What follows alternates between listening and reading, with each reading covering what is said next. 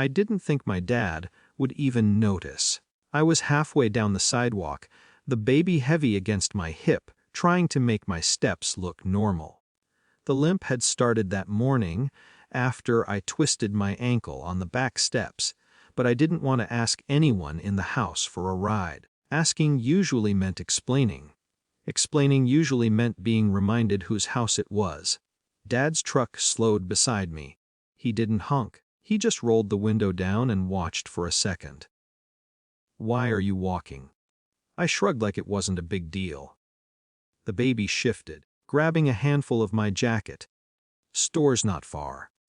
His eyes moved to my foot. "Where's your car?" I looked down the street instead of at him. "His mom took it this morning. Said I didn't really need it if I was staying home with the baby." The sentence sounded smaller out loud than it had in my head. He didn't ask the question I expected. Not why. Not since when. Just one short pause. "Get in." I hesitated. She said, "Get in the car." His voice wasn't angry. It was the same tone he used when he told the dog to stop digging holes in the yard, calm. "Finished. We're fixing this tonight." I opened the passenger door. The ride was quiet. Dad didn't interrogate me. He didn't sigh or shake his head or say, "I told you so." That almost made it worse. My ankle pulsed with each bump in the road. The baby eventually fell asleep against my shoulder. After a while he asked, "How long?" I knew what he meant. A few months. Not the relationship, the shrinking. It had started small. Suggestions about when to use the car. Comments about groceries being expensive. Questions about why I needed to go anywhere if the baby had everything at home. Then, the car keys had started living in his mother's purse. The explanation had been simple. It's just easier if we keep track of it. Somewhere along the way I stopped arguing. Dad didn't respond right away. He just turned the truck toward the neighborhood where the house sat. Big, tidy, always quiet in a way that felt more like supervision than peace. The porch light flicked on when we pulled up. She must have been watching through the window. I shifted the baby, suddenly aware of how this looked. Showing up with my father like a teenager who'd broken curfew. His mom opened the door before we reached the steps. Her expression was already tight, as something wrong. Dad stopped a few feet from the porch. His voice stayed steady. "My daughter and grandson are leaving tonight." She blinked. "I'm sorry." "They'll gather their things.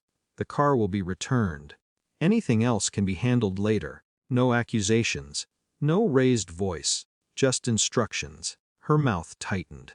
"She's been staying here. We've been helping her." Behind her, my partner appeared in the hallway. He looked confused more than angry, like he'd walked into the middle of a meeting he didn't know existed. His mother's voice sharpened. "She has responsibilities here. The baby. The baby is coming with us." Dad didn't step forward or raise his voice. He just stood there, hands in his jacket pockets, like a man waiting for a contractor to finish explaining something unnecessary. Then he did something no one in that house had done in months. He turned to me. "What do you want to do?" Not what was easiest, not what made sense for everyone. Just what I wanted. The silence stretched long enough that my chest started to ache. "I want to go." The words felt unfamiliar, like using a muscle that had been asleep. No one argued after that. Not really. Things were packed quickly. Diapers, clothes, a few bags that had slowly become mine during the months I stayed there. My partner watched most of it from the hallway. He tried to say something once, about figuring it out later, but the words didn't land anywhere. The baby slept through everything. When Dad carried the last bag to the truck, the porch light made the house look strangely formal, like a place we'd only been visiting. His mother stood at the door, arms folded. No shouting, no scene, just the quiet understanding that something had ended. We drove away without talking. My ankle throbbed. The baby shifted and sighed in his sleep. After a few miles, Dad said, almost casually, We'll figure the rest out tomorrow. I looked out the window. Nothing felt solved. There would be calls, conversations, complicated pieces ahead. But for the first time in months, no one was holding the keys to where I could go, and my father drove like the road ahead belonged to us.